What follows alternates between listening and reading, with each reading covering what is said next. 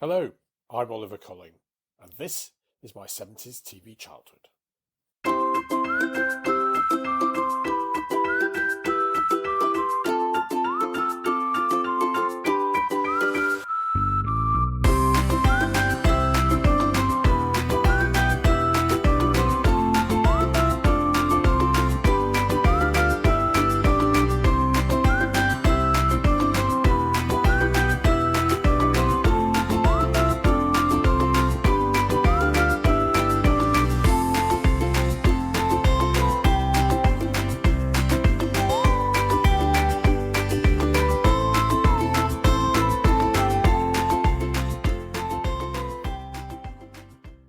Hello, and welcome back to the first in our new season of podcasts celebrating growing up as a child in 1970s Britain and the central role that television played in our childhood.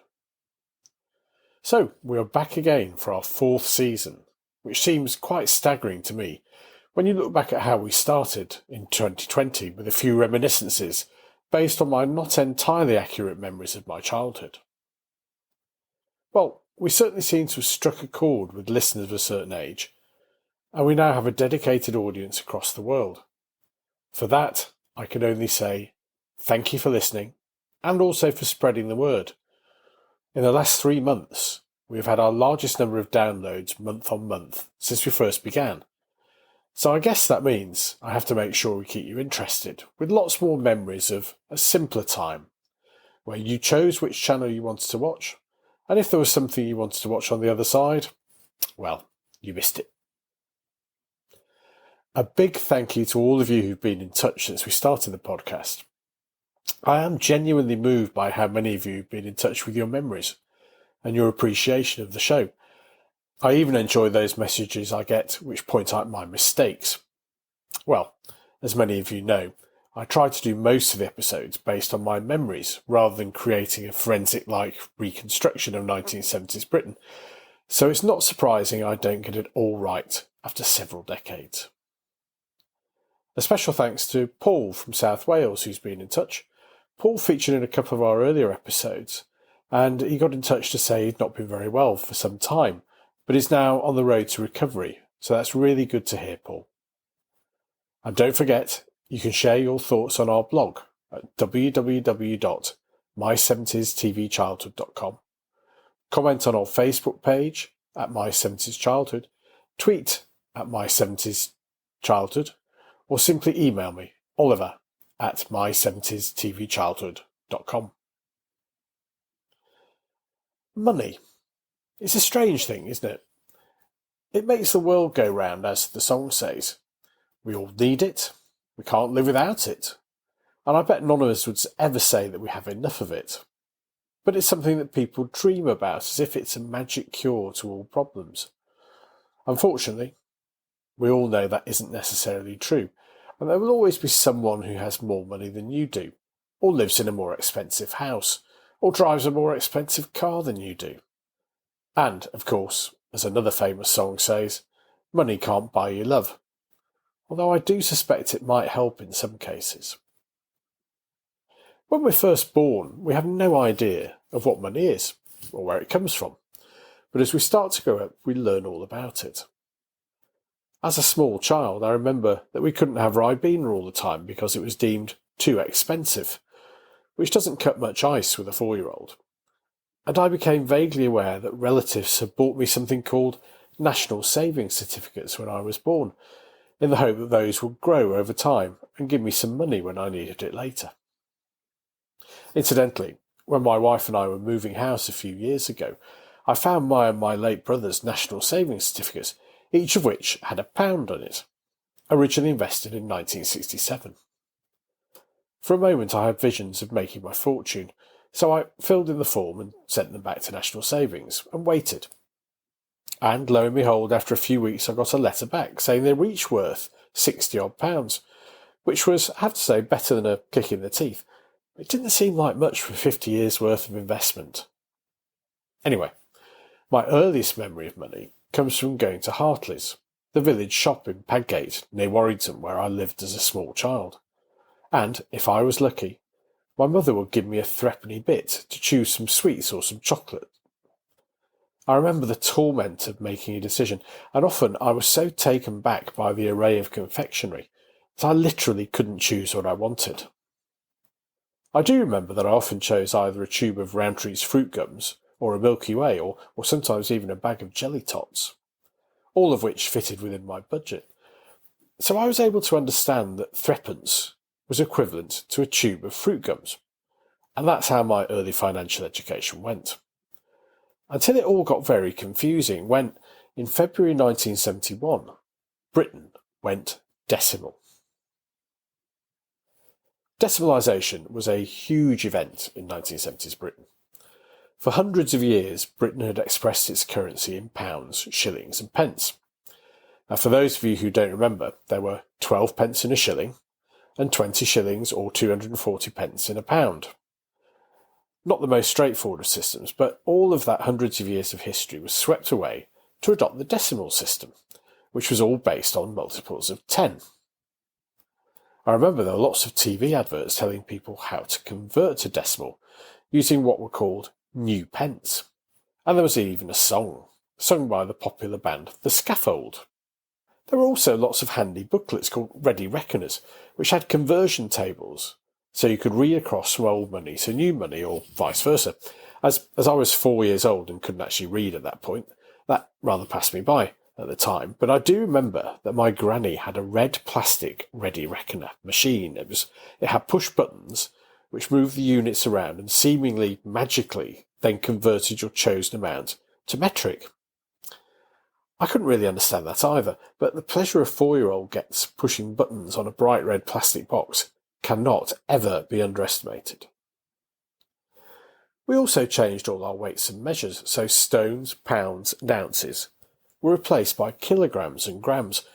Feet and inches were replaced by metres and centimetres, and ancient measures like pints and gallons were replaced, or supposedly were going to be replaced, by litres and millilitres, all of which meant that a firkin was equivalent to, well, I have absolutely no idea, because I belong to the generation that was taught in metric at school, when the rest of society still used the old imperial measures for everything apart from money. That has meant that I've been part of a slice of our society who really doesn't have a clue about weights and measures. For example, what weighs more, a quarter of pear drops or 250 grams of pear drops? I have absolutely no idea. By the time we got into the 1980s, metric measures were not only taught at school but increasingly used in society, so it was only me and my peers who were affected. It is amazing how many people have had the same issue as me. If you do too and you've been afraid to mention it, you're in good company. Money also had a different value in the 70s. You could get 4 chews for a penny, or 1 new pence, more accurately, and a postal order for 50 new pence, was a real treat for us 70s children. Even big numbers could get you more for your money. The average house price in the UK in 1975 was £9,179, according to the Land Register's records, compared to a mere £296,000 in 2022. Yes, money did seem to go a lot further in the 1970s, and, in one of my favourite American TV shows of the decade, we found out what you could get for several $1 million. Well, 6 million to be precise.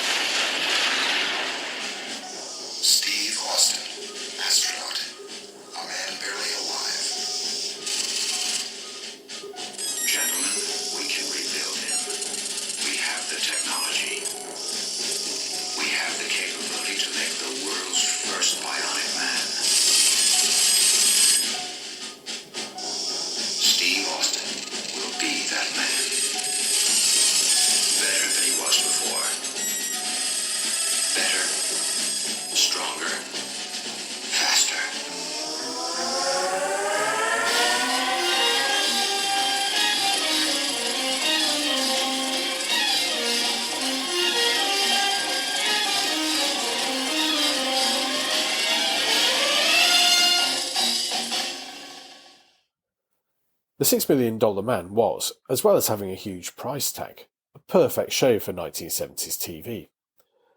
The $6 Million Man of the title, astronaut Steve Austin, played by Lee Majors, was an all-American hero.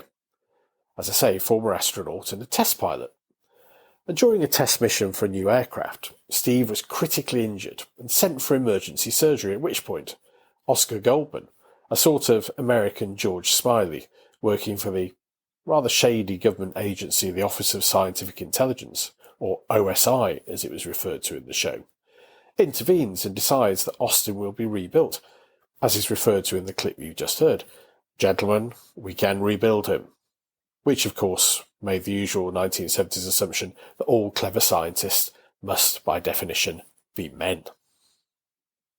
So, as a result of lots of scientific ingenuity using top-secret bionic technology, Steve Austin is transformed by being given 2 bionic legs, a bionic arm, and a bionic eye, all of which set the US taxpayer back around about $6 million.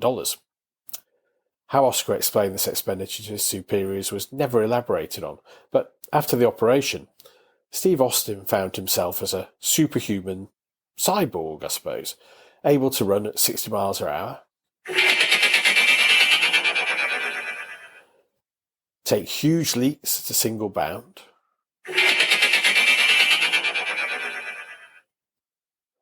and to have a sort of super zoom lens built into his eye, which could also see in the dark, I think. And he was also probably a pretty good arm wrestler too, so long as he was using the bionic one, which I think was his right arm.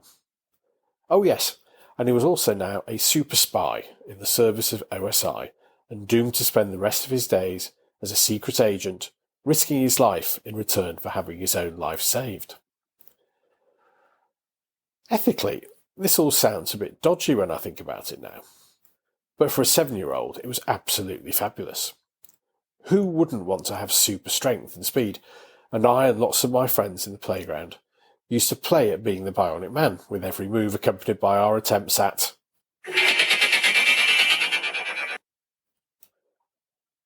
Looking back, I seem to remember the special effects were actually a bit straightforward, although probably leading practice on TV at the time.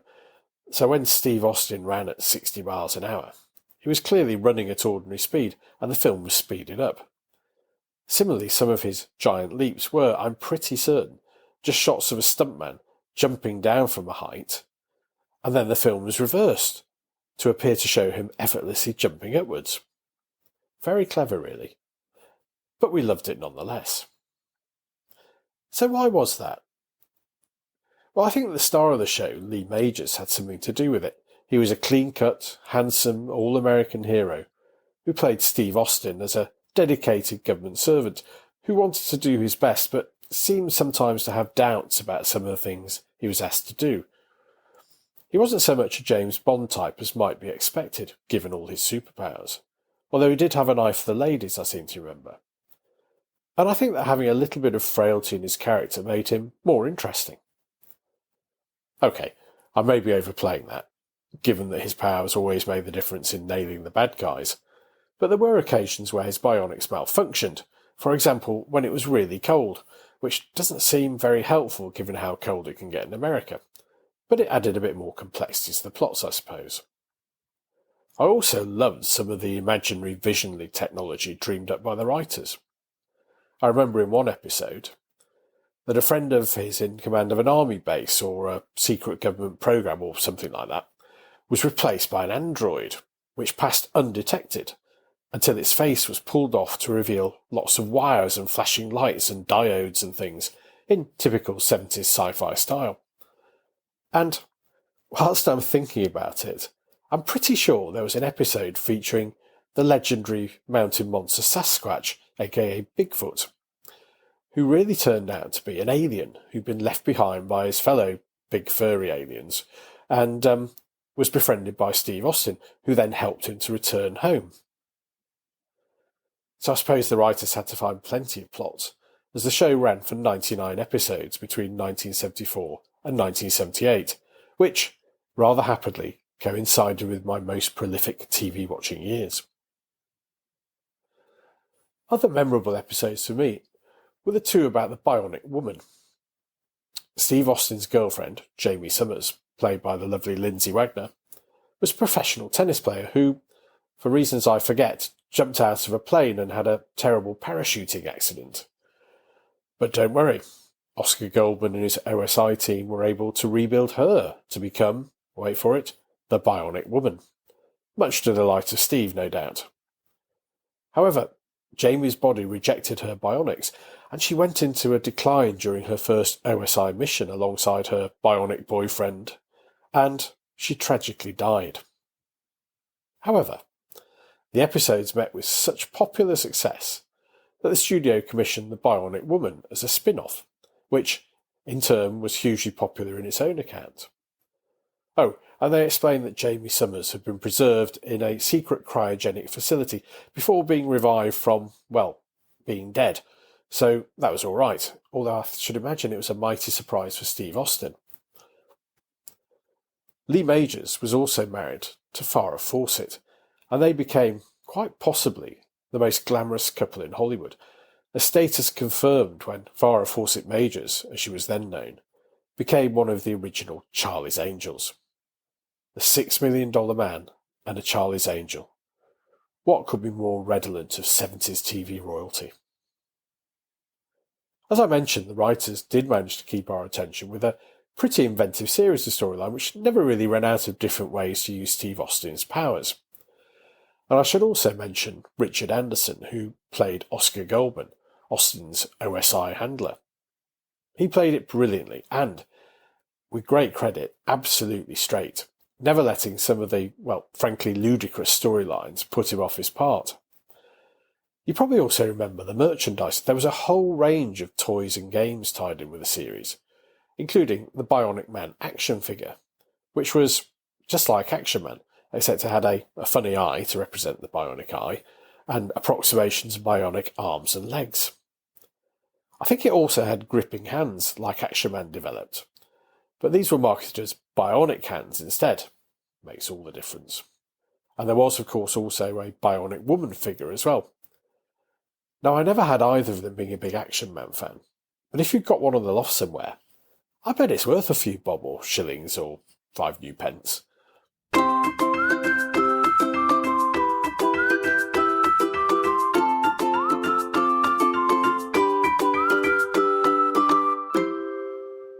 I was truly devastated when The $6 Million Man ended, and soon afterwards, so did the Hollywood dream marriage. There was the odd made-for-TV reunion movie featuring the bionic couple, but it wasn't quite the same.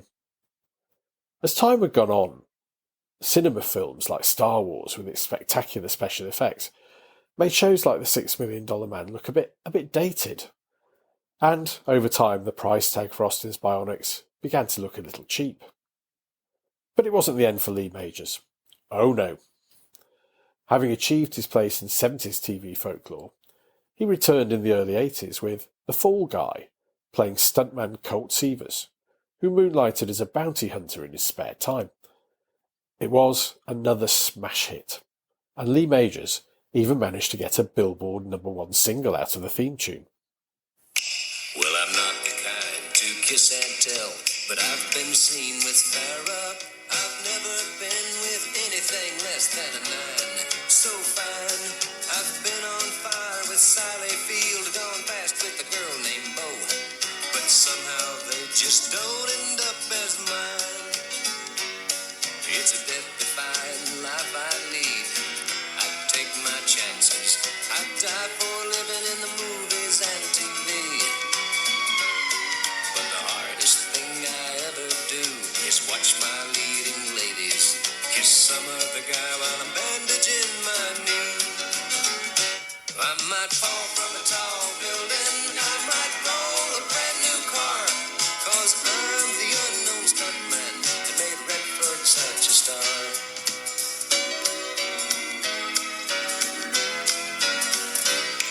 I know it's not strictly 1970s TV, but it really feels like it should have been.